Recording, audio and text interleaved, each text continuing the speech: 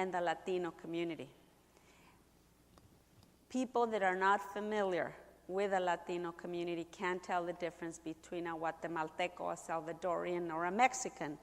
And for all the people that come from south of the border, they're all dumped into being Mexican and all of the stereotypes that come with it. And the one message that I would tell you in my nearly 40 years of civil rights experience, that unity is critical, and that the differences among ourselves are small compared to the commonalities.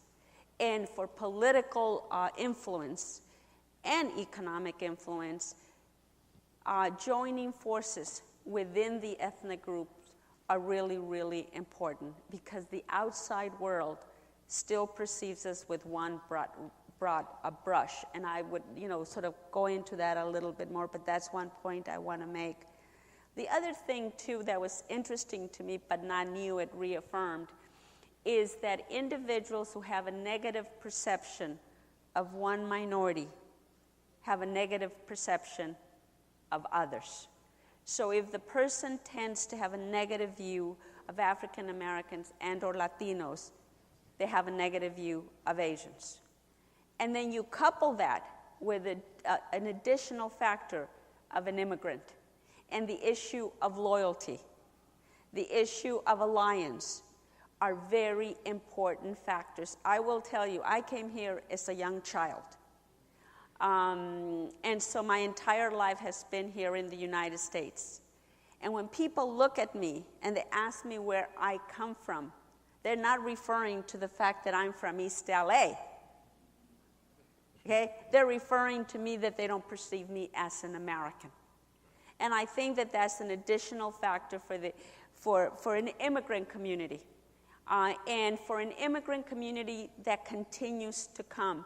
And so the perception of the rest of society is that integration, or the progress of integration, is not happening. It happened for the Germans, it happened for the Italians, because they came and then the flow stopped and was full integration. With the Asians and Latinos, it's the continuous flow. So Jose always continues to be Jose, never translates into Joe. Okay? And I think that we need to deal with that reality. I also think that America, in the world that I come from, California, is already majority minority. And from a Latino perspective, overwhelming Latino. And in the past, the world of race relations in the United States was a black-white world. And understanding relations in a black-white paradigm, that is outdated. And we need to look at minority, majority, and understand one another. And I will tell you that one of the things that we have to be very careful about is that when immigrants come into this country, they don't adopt the negative stereotypes that are imposed by American society. And that we, as Latinos, you as Asian Americans, have an obligation to learn about the other ethnic minorities, the culture of the African American, of the various Latinos, that there is a difference between a Chinese American, a Japanese, from someone from Thailand, someone from India, and that there are differences. Because if we don't understand one another and we perpetuate those stereotypes, we'll never get out of that cycle. And one of the things that I'm doing, as I said, for 35 years, I was a troublemaking civil rights lawyer, and very proud of it, okay? And I love the rough and tumble. I think from the Latino community perspective, I cut my teeth in census redistricting and other issues that moved the Latino community perspective. But now I'm Miss Philanthropy, which is a whole different world. And in philanthropy, I run the California Community Foundations, and one of the projects that we just initiated in LA County, which is a county of 10 million, is an immigration integration project. And that is, how do we help Angelenos integrate into the mainstream of the fabric of life? And in LA County, It's not just about Asians and Latinos. It's about Armenians. It's about Iranians. You name it. Every ethnic group, every country is represented in LA County. How do we assist in the integration? It's the rights and the responsibilities. So the California Community Foundation is initiating this effort. The other interesting thing that I find is, and we're doing this together with Atlantic Philanthropies, is the role of baby boomers. And most interestingly, over 55 baby boomers. And within 10 years, the majority of baby boomers in LA County are going to be minority, and a large portion immigrant from the Asian community and from the Latino community. What are going to be the needs?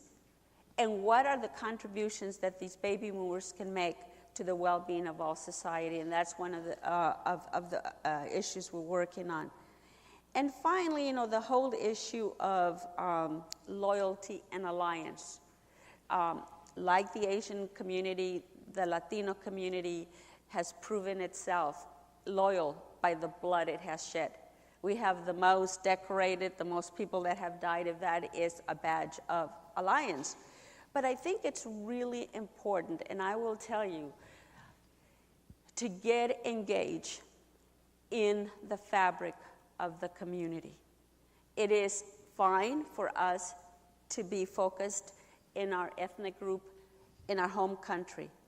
But one of the experiences that I have had in working with hometown associations from the Mexican community, the Guatemalan community, and the Salvadorian community, I tell them that it's okay to have part of their heart back home, but that their everyday reality and the future of their children is in the United States, and that they must engage in community affairs, in philanthropy, in politics.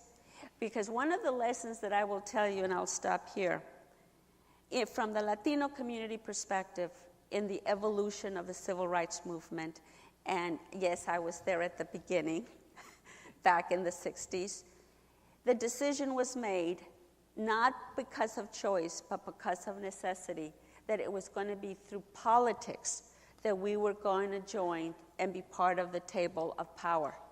And to some degree, the progress is being made.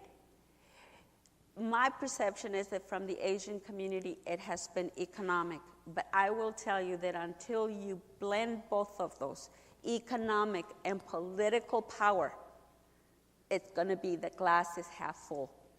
And that's one of the lessons that we in the Latino community have realized, is that economic power is as important. And from the Asian American perspective, it would be political power, and getting involved in making sausage of politics is critical to the advancement of the Asian community. So those are some of the thoughts coming from a Latina activist to my Asian brothers and sisters.